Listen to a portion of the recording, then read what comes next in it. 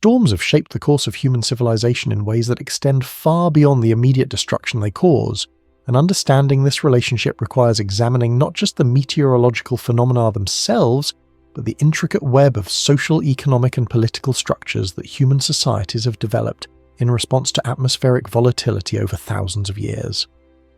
The very concept of a storm, which seems straightforward enough in everyday usage, actually encompasses an extraordinarily diverse range of atmospheric phenomena that differ dramatically in their causes, their scales, their durations, and their effects on human populations, from the brief but violent microbursts that can last mere minutes to the vast cyclonic systems that persist for weeks while traversing thousands of kilometers of ocean and land.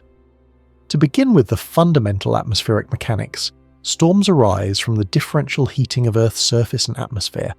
which creates pressure gradients that drive air movement on scales ranging from the highly localized to the planetary.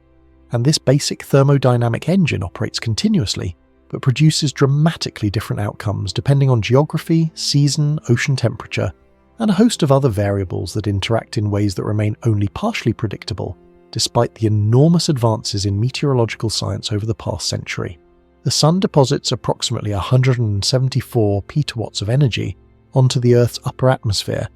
and while roughly 30% of this energy reflects immediately back into space, the remainder enters the climate system and drives all atmospheric circulation, ocean currents, and weather phenomena, meaning that storms represent one mechanism through which the planet redistributes thermal energy from regions of excess to regions of deficit. Tropical cyclones, which carry different regional names including hurricanes in the Atlantic and northeastern Pacific, typhoons in the northwestern Pacific, and cyclones in the South Pacific and Indian Ocean, form over warm ocean waters where sea surface temperatures exceed approximately 26.5 degrees Celsius, and where the Coriolis effect from Earth's rotation provides sufficient angular momentum to organize convective activity into rotating systems. The precise conditions required for tropical cyclone formation explain their seasonal and geographic distribution, with the Atlantic hurricane season running from June through November, because this period coincides with maximum sea surface temperatures in the tropical Atlantic, while the northwestern Pacific experiences typhoons year-round, because its larger area of warm water and more favourable atmospheric conditions permits cyclogenesis across a longer portion of the calendar. The intensity of tropical cyclones depends primarily on the thermal energy available from the ocean surface and the atmospheric conditions aloft,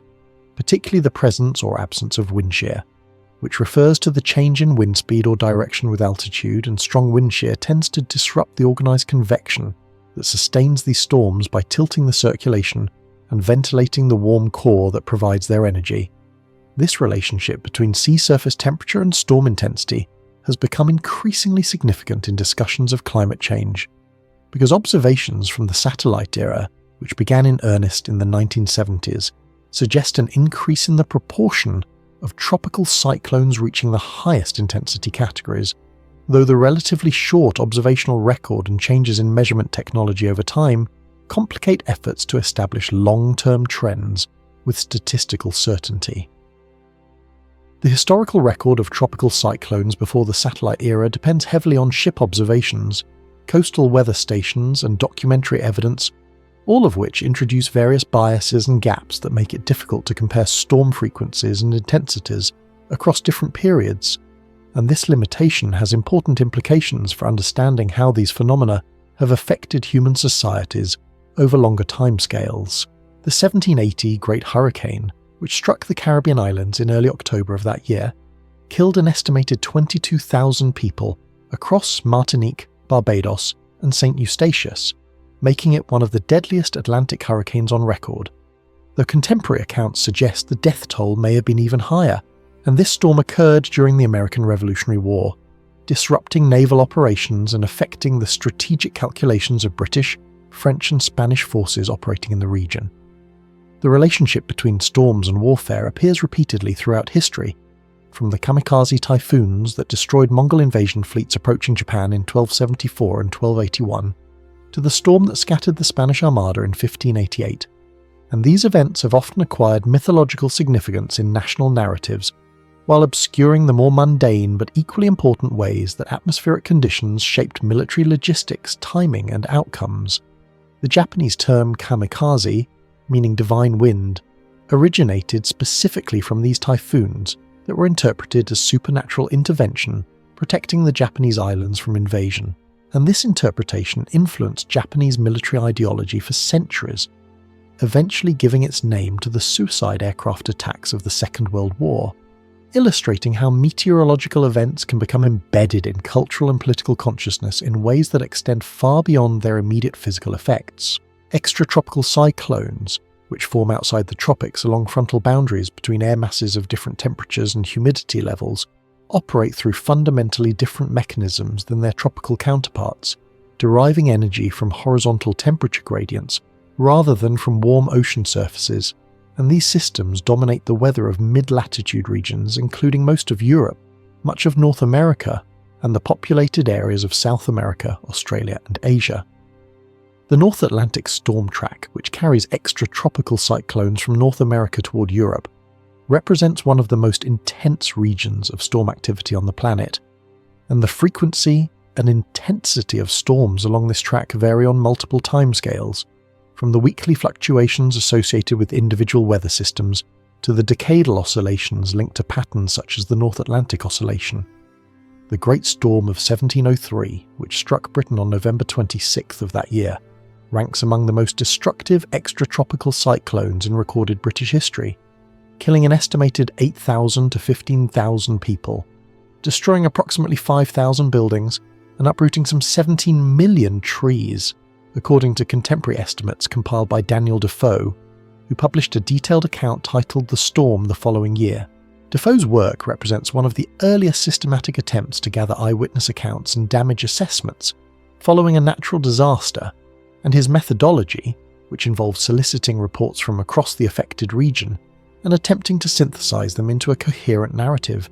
anticipated many of the techniques that would later become standard in disaster documentation, though his estimates must be viewed with appropriate caution given the limitations of data collection in the early 18th century.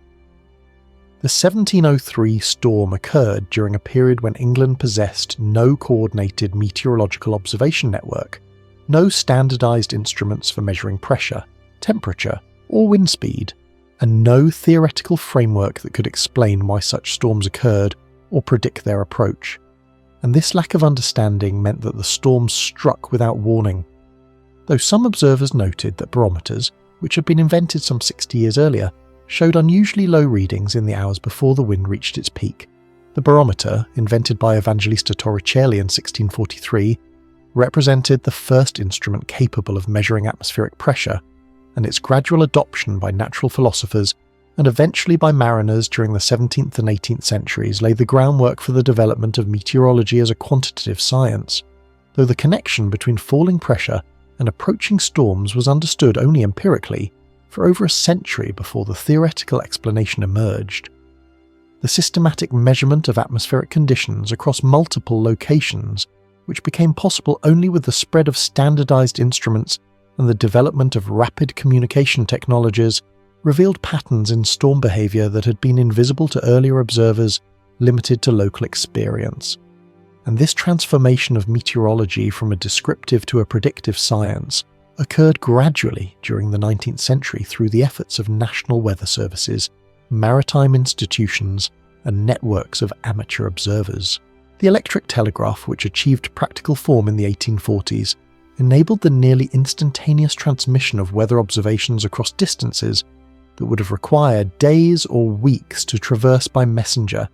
and this technology proved particularly valuable for tracking storm systems, which typically move more slowly than telegraph signals can travel, meaning that communities downwind of an approaching storm could receive warning of its approach before it arrived. The first operational storm warning service emerged in the early 1860s, when Vice Admiral Robert Fitzroy, who had commanded HMS Beagle during Charles Darwin's famous voyage, and who served as head of the British Meteorological Office, began issuing gale warnings to coastal communities based on telegraph reports of atmospheric pressure and wind conditions. And while Fitzroy's forecast relied on empirical pattern recognition rather than theoretical understanding, They represented a fundamental shift in the human relationship with storms by suggesting that these phenomena could be anticipated rather than merely experienced. Fitzroy's work faced considerable skepticism from the scientific establishment, which questioned whether the atmosphere could ever be predicted with useful accuracy, and the controversy contributed to Fitzroy's declining health and eventual suicide in 1865, though his essential insight that storm prediction was possible proved correct, and his methods laid the foundation for modern weather forecasting.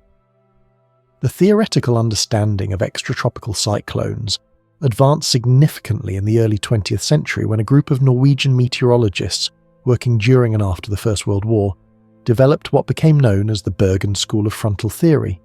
which explained these storms as the result of interactions between warm and cold air masses along boundaries that the researchers termed fronts,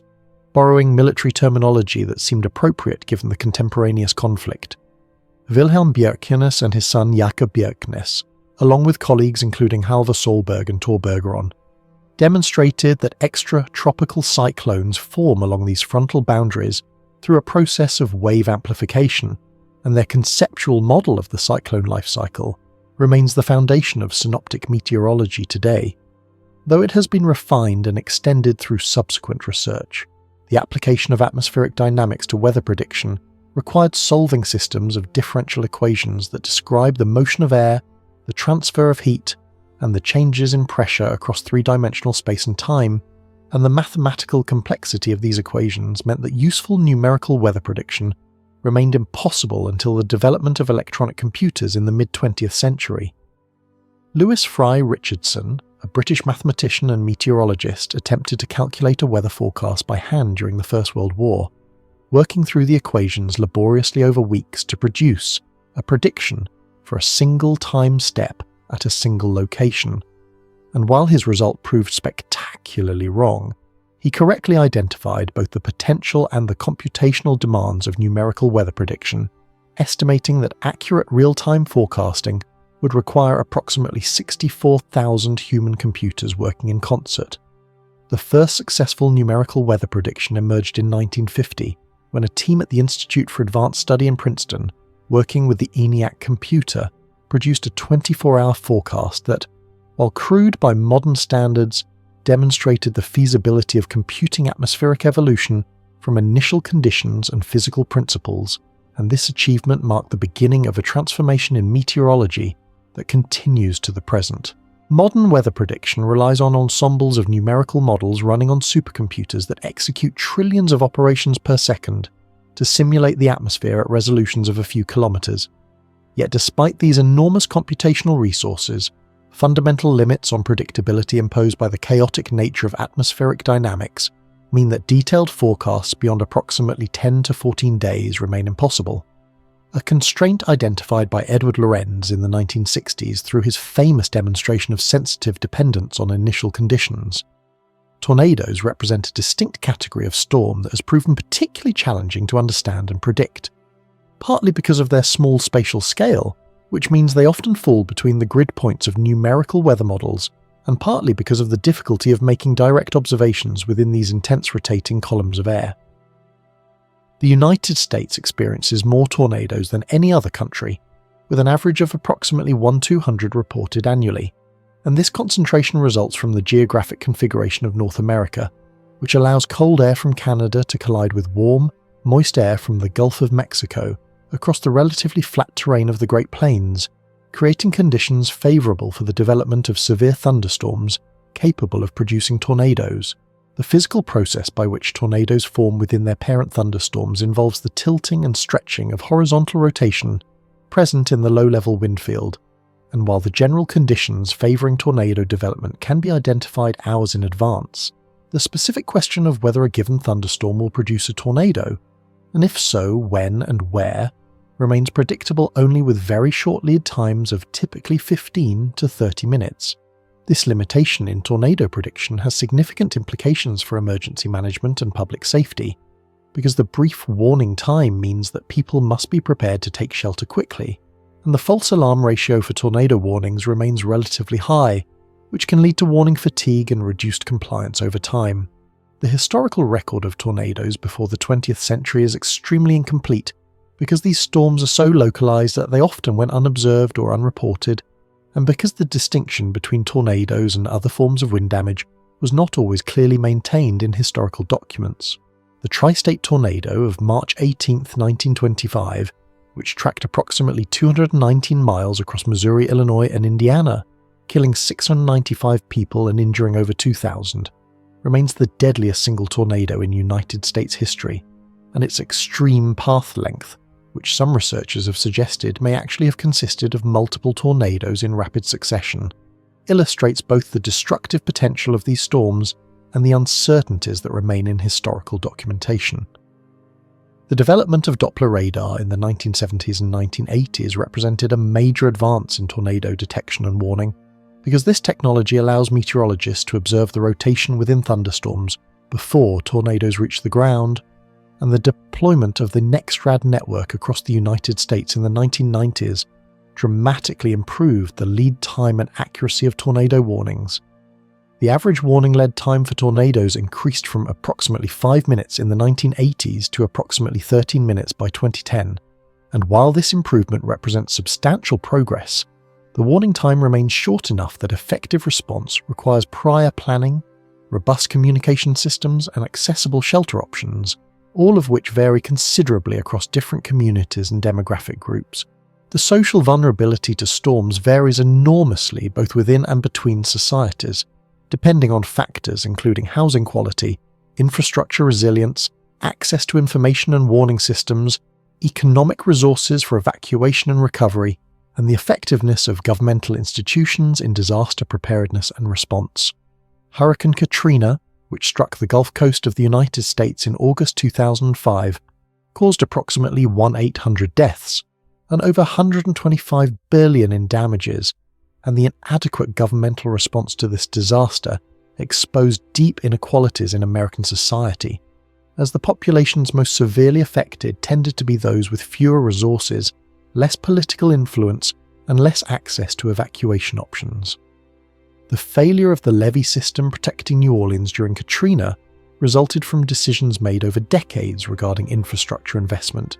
design standards, maintenance practices, and the distribution of federal flood control resources, and these decisions reflected competing priorities, limited budgets, and assumptions about acceptable risk that proved tragically inadequate when tested by a major hurricane. The reconstruction of New Orleans following Katrina raised difficult questions about whether and how to rebuild in areas vulnerable to future flooding, and these questions involved not only engineering and economic considerations, but also issues of social justice, cultural preservation, and the rights of displaced communities to return to their homes. The relationship between economic development and storm vulnerability presents a complex pattern that defies simple characterization, because while wealthier societies generally possess greater resources for protection and recovery, they also tend to accumulate more valuable assets in vulnerable locations, meaning that the absolute damages from storms have increased even as the death tolls have generally declined in developed countries. The increasing concentration of population and wealth in coastal areas, driven by economic opportunities associated with ports, tourism, and amenity migration, has exposed ever larger amounts of property and infrastructure to hurricane and typhoon damage, and this exposure growth has been the primary driver of increasing insured losses from tropical cyclones over the past several decades. The insurance industry plays a crucial but often overlooked role in shaping how societies respond to and prepare for storms, because insurance markets translate physical risks into financial costs that influence development decisions, construction standards, and individual behaviour in ways that governmental regulations alone cannot achieve. The availability and pricing of flood and wind insurance affects where people choose to live, how they build their homes, and how quickly they can recover from storm damage, and the structure of insurance markets, including the degree of government subsidy and the accuracy of risk pricing, has significant implications for the distribution of storm costs across society. The National Flood Insurance Program in the United States, established in 1968, represents a complex policy experiment that illustrates many of the challenges involved in managing storm risk through insurance mechanisms, because the program has accumulated substantial debt due to pricing that has historically not reflected actuarial risk, while simultaneously providing the flood coverage that private markets were unwilling to offer at affordable rates in many high-risk areas. Critics of the program argue that subsidized flood insurance encourages development in floodplains and delays the adjustment of communities to their true risk environment, while defenders contend that without affordable coverage, low and moderate income households would face catastrophic losses without any prospect of recovery. Monsoon storms, which dominate the climate of South and Southeast Asia, East Africa, and portions of the Americas during certain seasons, differ from both tropical and extratropical cyclones in their relationship to seasonal patterns of atmospheric circulation, driven by differential heating between continental landmasses and adjacent oceans. The Asian monsoon system, which brings rainfall to India, Bangladesh, Myanmar, Thailand, and surrounding countries during the summer months, represents one of the most important meteorological phenomena on Earth in terms of its effects on human populations, as the agricultural productivity and water resources of over 1 billion people depend on the timing and intensity of the monsoon rains. The variability of monsoon rainfall creates enormous challenges for agricultural planning and water resource management, because the difference between a good monsoon and a weak monsoon can mean the difference between prosperity and famine for millions of farming households who depend on rain-fed agriculture. The development of monsoon forecasting capabilities has been a major focus of meteorological research in South Asia for over a century, beginning with the work of British colonial administrators who sought to predict famines and manage their economic and political consequences, and continuing through the development of increasingly sophisticated statistical and dynamical prediction methods. Henry Francis Blandford, who served as meteorological reporter to the government of India beginning in 1875, pioneered the use of snow cover observations over the Himalayan region as a predictor of subsequent monsoon rainfall, reasoning that heavy winter snowfall would cool the continental interior and reduce the temperature contrast driving the monsoon circulation. Sir Gilbert Walker, who served as Director General of Observatories in India from 1904 to 1924, extended this approach by identifying statistical relationships between monsoon rainfall and conditions across the global tropics, discovering the southern oscillation that would later be connected to the El Niño phenomenon in the Pacific Ocean. The El Niño southern oscillation, which represents a coupled ocean atmosphere phenomenon involving changes in sea surface temperature across the equatorial Pacific and associated shifts in atmospheric pressure patterns, affects storm activity across much of the globe, including modulating hurricane activity in the Atlantic, typhoon activity in the Western Pacific, and rainfall patterns across South America, Africa, and Asia. The recognition that seasonal climate variations in widely separated regions were connected through global-scale atmospheric teleconnections represented a major conceptual advance in meteorology and climatology, suggesting that improved understanding of these connections might enable seasonal climate forecasts with significant economic value. The economic consequences of storms extend far beyond the immediate destruction of property and infrastructure, to include disruptions in supply chains, losses in agricultural production, impacts on labour productivity, and long-term effects on regional development trajectories that can persist for years or decades after the physical damage has been repaired. Recent research by economists has attempted to quantify these broader impacts, finding that major storms can reduce economic growth in affected regions for extended periods, though the effects vary considerably depending on the structure of the local economy, the availability of insurance and credit, and the effectiveness of governmental recovery assistance. The question of whether storms have long-term effects on economic development, or whether affected economies tend to recover to their pre-storm trajectories, remains contested among researchers, with some studies finding persistent negative effects while others find that recovery is essentially complete within a few years. The answer likely depends on the severity of the storm, the resources available for reconstruction, and the extent to which the storm destroys not just physical capital but also social capital, institutional capacity, and human capital through mortality, injury, and displacement. Historical analysis of storm impacts provides important perspective on how vulnerability has changed over time. Because while the frequency and intensity of storms have varied on decadal and century timescales, the human populations exposed to these storms have changed dramatically in size, location, and characteristics. The Galveston hurricane of September 1900, which killed between 6,000 and 12,000 people, remains the deadliest natural disaster in United States history, and the catastrophic loss of life occurred partly because the city had no effective warning of the approaching storm, and partly because the island's low elevation and inadequate seawall provided little protection against the storm surge. The construction of the Galveston seawall and the raising of the grade of the entire city by as much as 17 feet in the years following the 1900 hurricane represented an enormous engineering undertaking that fundamentally altered the relationship between the city and its environment, though the need for such massive intervention also raised questions about the wisdom of building a major city in such a vulnerable location. The experience of Galveston illustrates a pattern that recurs throughout storm history. Catastrophic events prompt intensive investment in protective infrastructure and regulatory reform, which reduces vulnerability to future events of similar magnitude. But these adaptations may prove inadequate when exposed to events that exceed the design assumptions embedded in the protective systems. The relationship between storm activity and climate has attracted enormous scientific and political attention in recent decades because the potential for climate change to alter storm characteristics has significant implications for infrastructure planning, insurance pricing, and development policy. The scientific evidence regarding historical trends in storm activity is complex and varies considerably by storm type and by region, with some metrics showing clear trends while others show no statistically significant changes over the observational record. For tropical cyclones, the theoretical expectation based on thermodynamic principles is that warmer ocean temperatures should support more intense storms, because the maximum potential intensity of a tropical cyclone depends on the thermal gradient between the warm ocean surface and the cold upper troposphere, and this gradient increases as the ocean warms.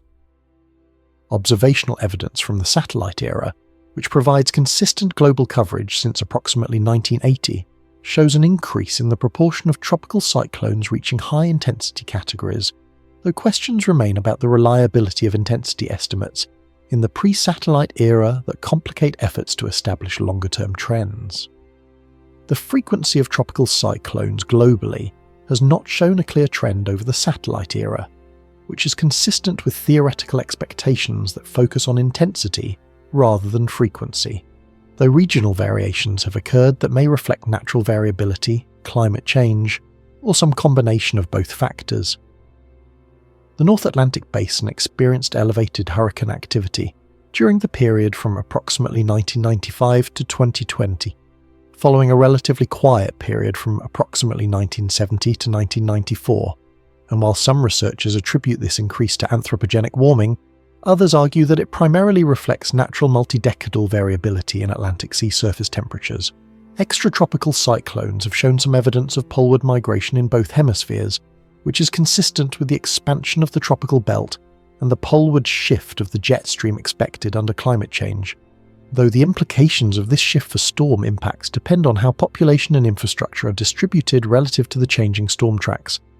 The intensity of the most extreme extratropical cyclones may also be changing, with some evidence suggesting an increase in the frequency of the strongest storms, though the signal is not as clear as for tropical cyclone intensity. Precipitation associated with storms is expected to increase under climate change because warmer air can hold more water vapor, following the Clausius-Clapeyron relationship that predicts approximately 7% more moisture per degree Celsius of warming, and observations confirm that extreme precipitation events have become more frequent and intense in many regions.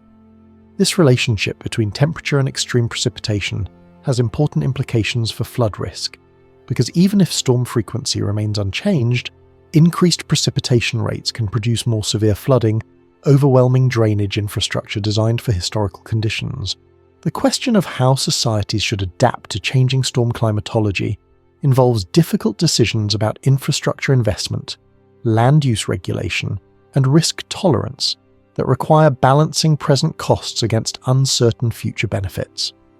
Building higher seawalls, strengthening building codes, and relocating development away from vulnerable areas all impose costs on current residents and property owners, while the benefits accrue to future populations who may face storm conditions that differ from historical experience in ways that remain imperfectly understood. The history of storm prediction illustrates both the remarkable progress that scientific understanding can achieve and the persistent limitations that arise from the inherent complexity and chaotic nature of atmospheric processes. The development of satellite imagery, beginning with TEROS-1 in 1960, transformed hurricane forecasting by providing global coverage of oceanic regions where ship observations were sparse, and subsequent advances in satellite sensor technology have enabled increasingly detailed observations of storm structure, intensity, and movement. Dropsondes deployed from aircraft flying through and around tropical cyclones provide in-situ measurements of temperature, humidity, pressure, and wind that cannot be obtained from satellite platforms, and the hurricane hunters who have flown into Atlantic hurricanes since 1944 continue to provide data that significantly improves forecast accuracy. The combination of satellite observations, aircraft reconnaissance, and increasingly sophisticated numerical weather prediction models has reduced the average track error for Atlantic hurricane forecasts from approximately 400 nautical miles at 72 hours in 1990 to approximately 100 nautical miles at the same lead time today, representing a fourfold improvement in just 3 decades. Intensity forecasting has proven more difficult than track forecasting, partly because the processes that govern a tropical cyclone intensity operate on smaller scales than those that govern track and are therefore more difficult to observe and simulate accurately. The phenomenon of rapid intensification, in which a tropical cyclone's maximum sustained winds increase by at least 30 knots within 24 hours, presents particular challenges for forecasting and emergency management, because storms that undergo rapid intensification can catch coastal communities unprepared even when the storm's track has been accurately predicted. Hurricane Patricia, which struck the Mexican coast near Cuixmala in October 2015,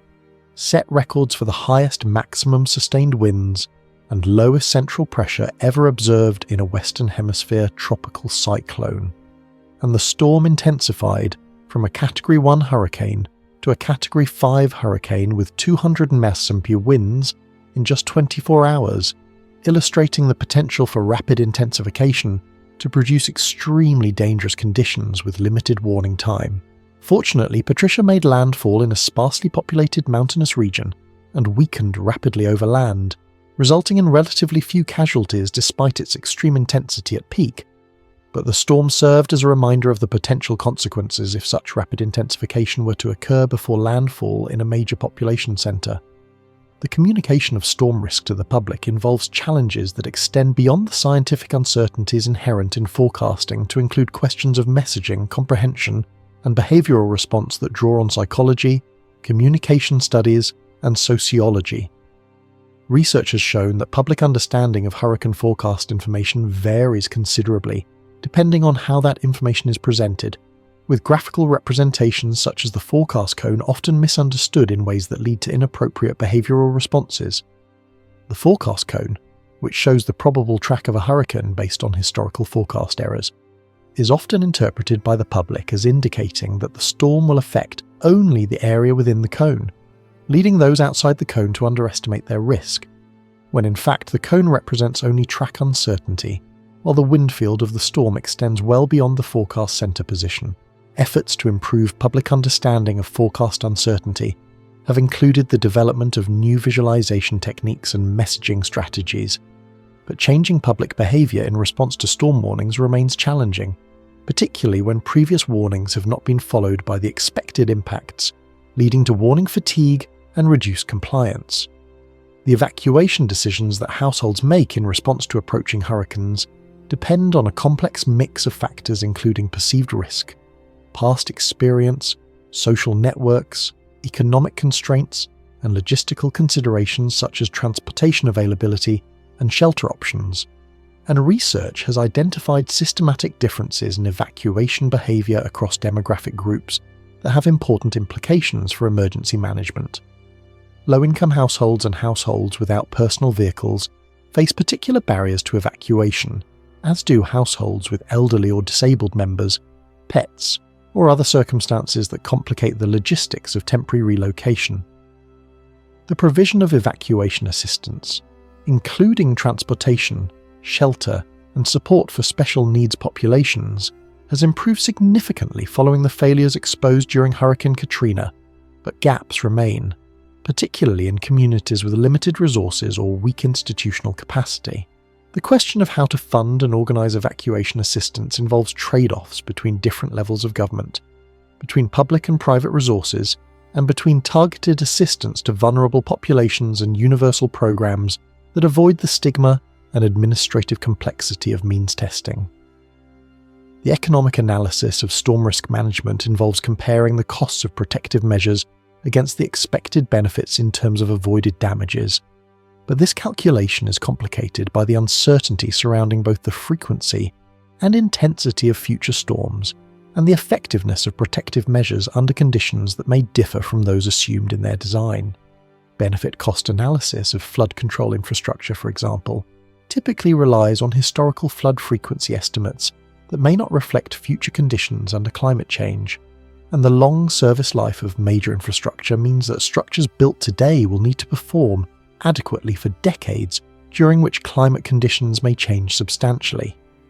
The discount rate used to compare present costs against future benefits has important implications for infrastructure investment decisions, because higher discount rates reduce the present value of future benefits and therefore make large upfront investments less attractive,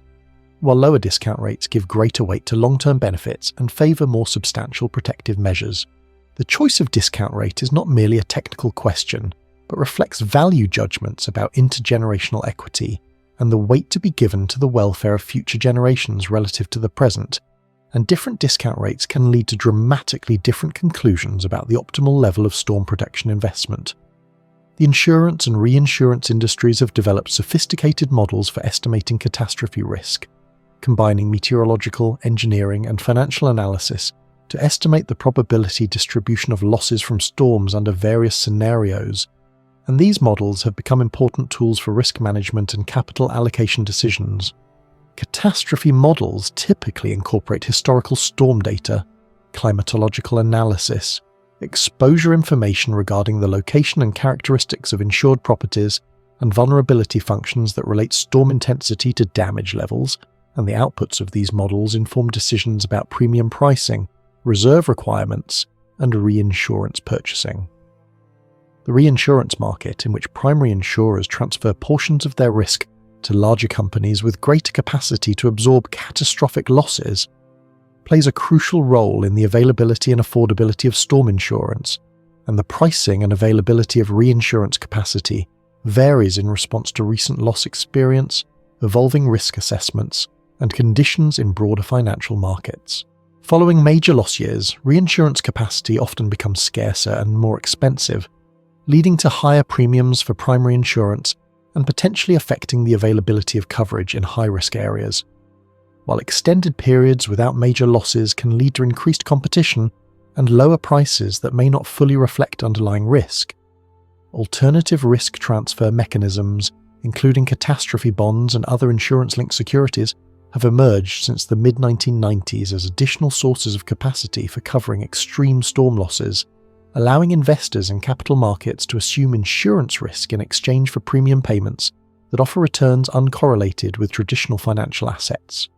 The catastrophe bond market has grown substantially over the past 2 decades and now provides significant capacity for covering hurricane and other natural disaster risks.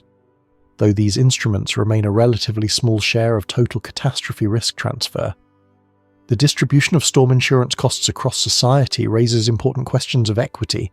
because those living in high-risk areas impose costs on the insurance system that are ultimately borne by policyholders more broadly, and subsidies that reduce premiums for high-risk properties effectively transfer resources from lower-risk to higher-risk areas. Proposals for risk-based pricing of storm insurance often face political resistance from residents of high-risk areas who would face substantial premium increases, and the tension between actuarial accuracy and affordability remains a central challenge in storm insurance policy. Building codes and land use regulations represent an alternative approach to managing storm risk that operates by reducing the physical vulnerability of structures and limiting development in the most hazardous locations, rather than by providing financial compensation for losses after they occur. The evolution of building codes in hurricane-prone areas illustrates how disaster experience has driven regulatory change, with major storms often prompting adoption of stricter standards that reduce vulnerability to future events. The 1992 Hurricane Andrew, which caused approximately $27 billion as insured losses when it struck South Florida, exposed serious deficiencies in building code enforcement and construction quality, leading to comprehensive reforms in Florida's building regulatory system, including the adoption of a statewide building code, improved enforcement mechanisms, and programs for training and certifying building officials and contractors. Post-storm assessments found that many buildings destroyed by Andrew had been constructed with materials or methods that failed to meet even the codes in effect at the time of construction, suggesting that effective enforcement is at least as important as the standards themselves. The enforcement of building codes depends on the capacity and incentives of local building departments, which vary considerably across jurisdictions, and research has found substantial differences in the quality of construction and the effectiveness of code enforcement even among communities subject to the same nominal standards. The inspection process for new construction typically involves multiple reviews at different stages of building, but the thoroughness of these inspections depends on the workload of inspectors, their training and expertise, and the political and economic pressures they face from builders and property owners. Retrofit programs that upgrade existing buildings to current standards represent another approach to reducing vulnerability, but these programs face significant challenges related to cost, disruption to building occupants, and the difficulty of applying standards designed for new construction to existing structures with different configurations and materials. The economics of retrofitting depend on the expected remaining life of the building, the reduction in expected losses that the retrofit achieves, and the availability of financing and incentives to offset the upfront costs. And for many older buildings, particularly those owned by low-income households, the costs of substantial retrofit may exceed the building's value. Land use planning and development regulation offer the possibility of avoiding storm losses entirely by preventing development in the most hazardous locations, but these approaches face significant resistance from property owners who wish to develop their land, and from local governments that depend on property tax revenues and development fees. The tension between development pressure and hazard avoidance is particularly acute in coastal areas, where the amenity value of waterfront location creates strong economic incentives for development, despite the increased exposure to storm surge and wave action. Coastal zone management programs, which exist in most US coastal states and in many other countries, attempt to balance development and conservation goals while managing coastal hazards, but the effectiveness of these programs varies considerably depending on the stringency of their requirements and the resources available for enforcement. The concept of managed retreat, which involves the planned relocation of development away from hazardous coastal areas, has gained attention as a potential response to increasing storm risk and sea level rise, but actual implementation remains limited due to the legal, financial and political challenges of acquiring developed properties and relocating their occupants.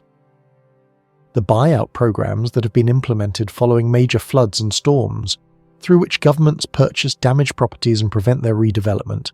provide one model for managed retreat,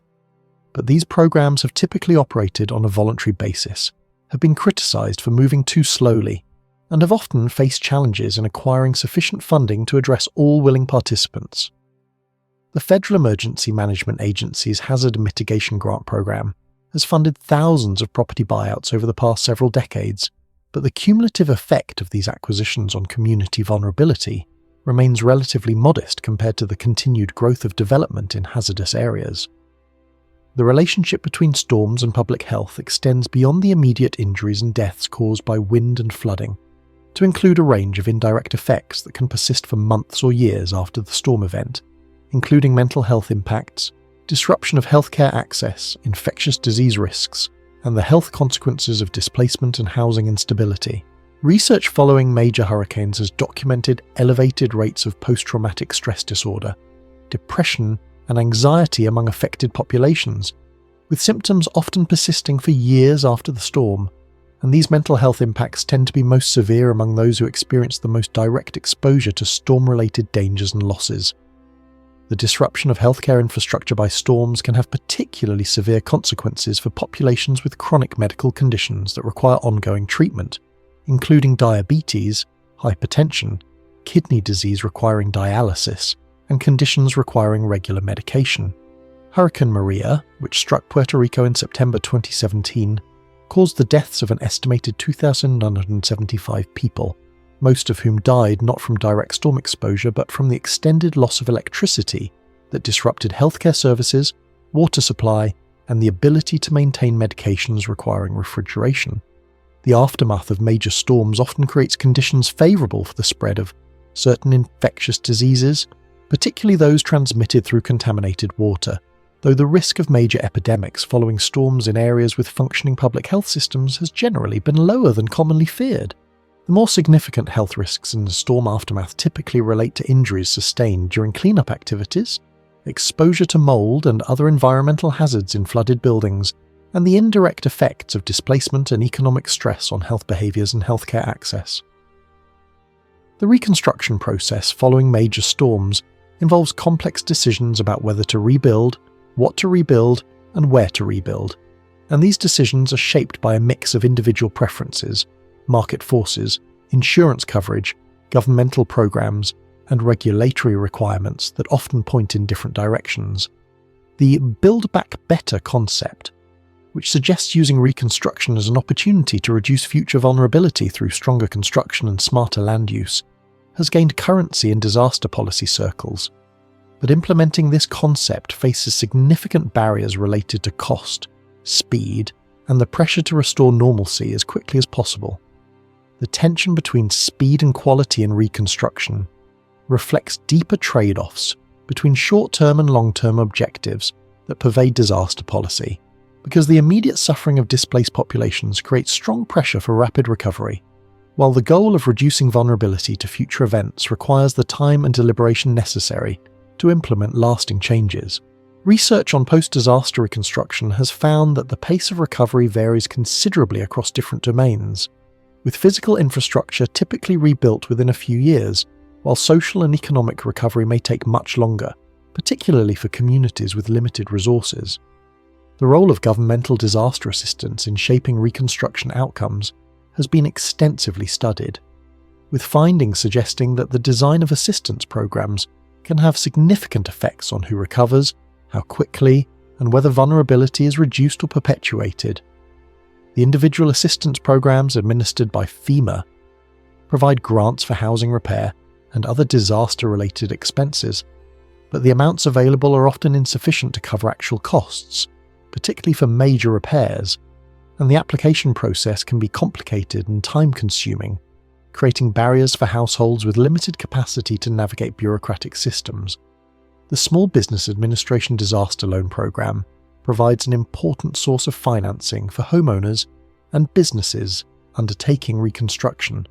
but the requirement to repay these loans means they are less valuable than grants, and the application and approval process can be lengthy, delaying reconstruction. The interplay between insurance payments, governmental assistance, and personal savings in financing reconstruction creates a complex landscape that affected households must navigate, and those with fewer resources, less financial literacy, and less social capital tend to face greater challenges in accessing available assistance. The long-term effects of storms on community demographics and social structure have been documented through research on population change and residential mobility following major disasters, with findings suggesting that storms can accelerate existing trends and exacerbate inequalities in ways that persist for years after physical reconstruction is complete. Lower income and minority neighbourhoods have been found to experience slower recovery in some studies, though the patterns vary depending on the specific circumstances of the disaster and the resources available for recovery. The question of whether disaster experience builds community resilience or depletes community capacity remains contested,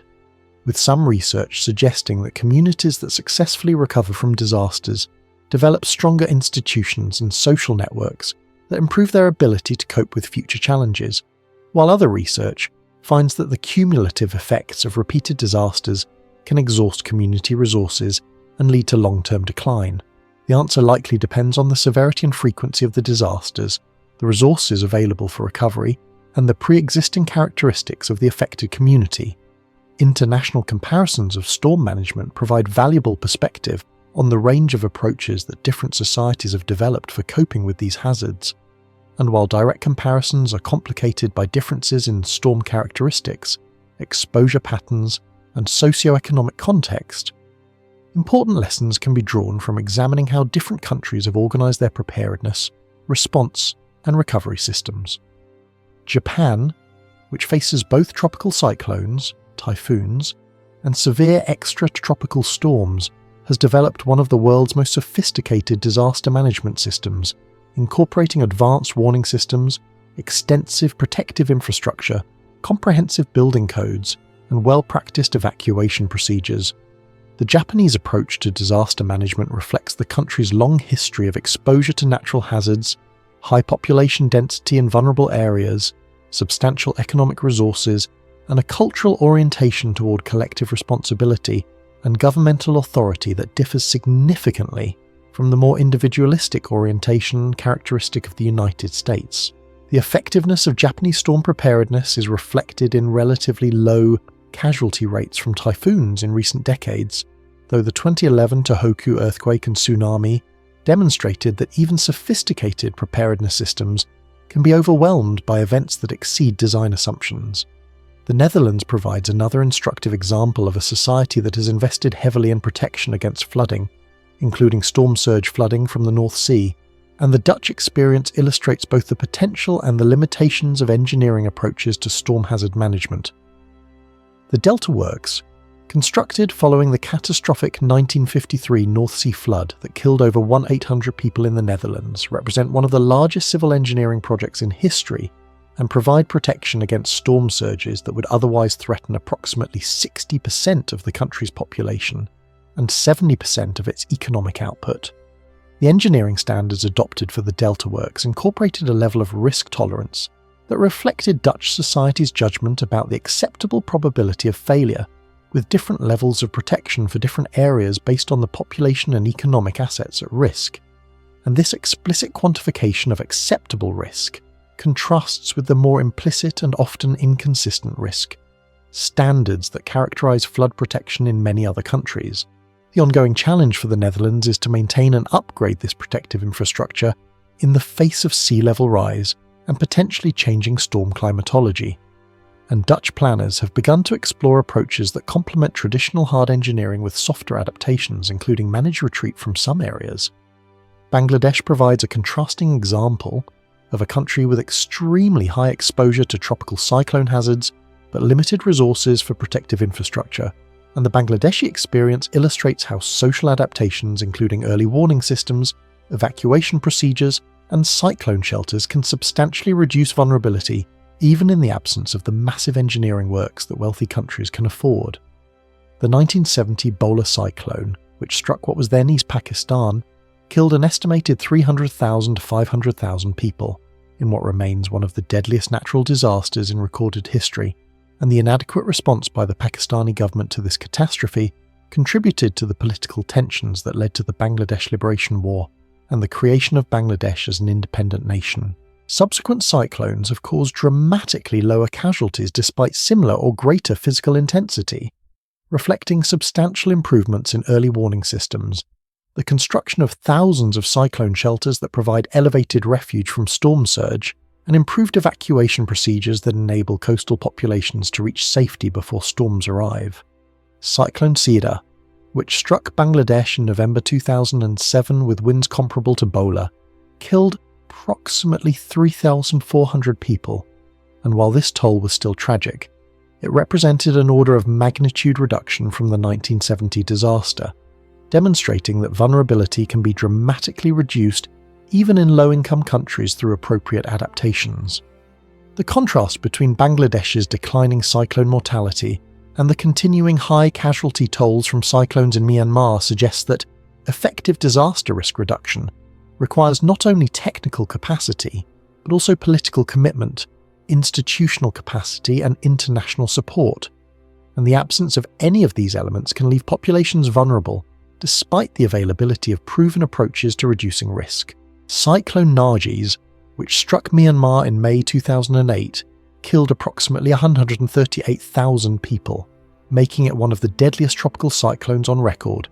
and the high casualty toll resulted partly from the lack of an effective warning system and partly from the military government's reluctance to permit international assistance in the storm's aftermath. The International Framework for Disaster Risk Reduction, including the Sendai Framework adopted by United Nations member states in 2015, articulates principles and priorities for reducing disaster losses globally, but the implementation of these frameworks depends on the actions of national governments, local authorities, and private actors who may face competing priorities and limited resources. The emphasis in recent international discussions has shifted from a focus on post-disaster response toward a greater emphasis on pre-disaster risk reduction and the building of resilience,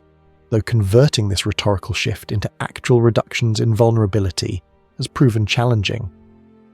The economic development trajectory of many countries has involved increasing concentration of population and economic activity in storm-exposed coastal zones, reflecting the economic advantages of port access, marine resources, and coastal amenities, and this pattern has been particularly pronounced in rapidly urbanizing countries where coastal megacities have emerged as centers of economic growth. The vulnerability of these cities to storm hazards depends not only on their physical exposure, but also on the quality of their urban planning, the adequacy of their infrastructure, and the capacity of their governments to manage risk and respond to disasters. Informal settlements and slums within coastal cities often face particularly acute vulnerability, because their residents typically lack the resources to build sturdy structures, often occupy marginal land in floodplains or on unstable slopes, and may receive less attention from governmental emergency services than more affluent neighbourhoods. The growth of informal settlements in hazardous locations reflects deeper patterns of inequality, exclusion, and failure of formal housing markets that cannot be addressed through disaster policy alone, and effective reduction of storm vulnerability in these settings requires addressing the underlying conditions that lead people to settle in dangerous locations. The financing of disaster risk reduction in developing countries has emerged as a significant concern in international development policy, because the upfront investments required for protective infrastructure, building retrofits, and institutional capacity can represent a substantial burden for countries with limited fiscal resources and competing development priorities. Development assistance for disaster risk reduction has increased in recent decades, but it remains a relatively small share of total development aid, and questions persist about the effectiveness of this assistance and the extent to which it is reaching the populations at greatest risk. The concept of loss and damage, which has gained prominence in international climate negotiations, refers to the impacts of climate change that exceed what adaptation can address, and storms represent one of the primary hazards through which climate-related loss and damage may occur. Developing countries have argued that wealthy countries that are primarily responsible for historical greenhouse gas emissions should provide financial support for loss and damage in vulnerable countries, but wealthy countries have resisted accepting liability for climate impacts, and the mechanisms for addressing loss and damage remain underdeveloped. The interconnections between storm hazards and other global challenges, including climate change, urbanization, economic inequality, and governance capacity, suggest that effective risk reduction will require integrated approaches that address these underlying drivers of vulnerability rather than treating storms as isolated natural phenomena requiring only technical solutions. The concept of resilience, which has become central to contemporary disaster discourse, emphasizes the capacity of systems to absorb disturbance while maintaining essential functions, and building resilience to storms requires attention not only to physical infrastructure but also to social, economic, and institutional factors that determine how communities respond to and recover from disasters. The study of storms has advanced enormously since the early days of weather observation, when storms were understood primarily through their immediate effects and attributed variously to divine action, astrological influences, or other explanatory frameworks that reflected the available knowledge and cultural assumptions of their time. The development of instruments capable of measuring atmospheric conditions, particularly the barometer and thermometer, created the foundation for a scientific approach to understanding storms, and the accumulation of observations over time revealed patterns and regularities that pointed toward natural causes operating according to discoverable laws. The theoretical understanding of atmospheric dynamics has progressed from the qualitative descriptions of early meteorologists through the increasingly sophisticated mathematical models that underpin modern weather prediction, and each advance in understanding has opened new possibilities for forecasting, while also revealing the limits of predictability inherent in a chaotic system. The current state of knowledge represents a remarkable achievement of scientific and technological development, enabling predictions that would have seemed miraculous to observers of earlier centuries. Yet fundamental limits on predictability ensure that storms will continue to surprise and challenge human populations regardless of how much our understanding continues to advance. The social dimensions of storm vulnerability are not natural givens, but rather the products of human decisions about where to build, how to build, what protections to provide, and how to distribute the costs and benefits of risk management. And these decisions reflect the values, priorities, and power relationships of the societies that make them. The distribution of storm impacts across different populations, with the poor and marginalized typically suffering more than the wealthy and powerful, is not an inevitable consequence of atmospheric physics, but rather the result of social structures that determine who lives where, in what kind of housing, with what access to warning information and evacuation resources. The historical experience of storms reveals both the capacity of human societies to adapt to hazards and the persistence of vulnerability despite repeated disasters, suggesting that adaptation is neither automatic nor inevitable, but depends on learning processes that may be blocked by institutional inertia, political conflict, or the cognitive limitations that lead humans to underestimate low-probability, high-consequence risks. The question of how societies learn from disasters and incorporate that learning into change practices and institutions remains a subject of ongoing research, with findings suggesting that major events can create windows of opportunity for reform, but that the changes achieved during these windows may be limited, or may erode over time as the memory of the disaster fades. Looking to the future, the challenge of managing storm risk will continue to evolve as climate conditions change, as populations shift and grow, as technologies advance, and as societies grapple with competing priorities and limited resources. The scientific understanding of storms and their potential changes under climate change will continue to improve, though fundamental uncertainties will persist, and the translation of scientific knowledge into effective risk management will continue to require bridging the gap between scientific findings and the policy, economic and social contexts in which decisions are made. The narrative of human confrontation with storms is not one of steady progress towards safety, but rather a complex and uneven process in which advances in understanding and protective capacity are partly offset by increasing exposure and new sources of vulnerability, and in which the distribution of risk across populations reflects broader patterns of inequality that extend far beyond disaster policy. Understanding this complexity requires integrating insights from atmospheric science, engineering, economics, sociology, political science, and history, and recognizing that storms are not merely natural phenomena, but are also social constructs whose meaning and consequences are shaped by human choices and institutions. The lessons from the long history of storms and human responses to them are not simple or straightforward, but they suggest that vulnerability can be reduced through appropriate investments, that effective warning and response systems can save lives, that the distribution of storm costs reflects choices that can be made differently, and that the path forward requires sustained attention to both the physical and social dimensions of storm risk. These lessons offer neither easy solutions nor guarantees of safety, but they provide a foundation for informed action by individuals, communities, governments, and international institutions working to reduce the toll that storms continue to exact from human populations around the world.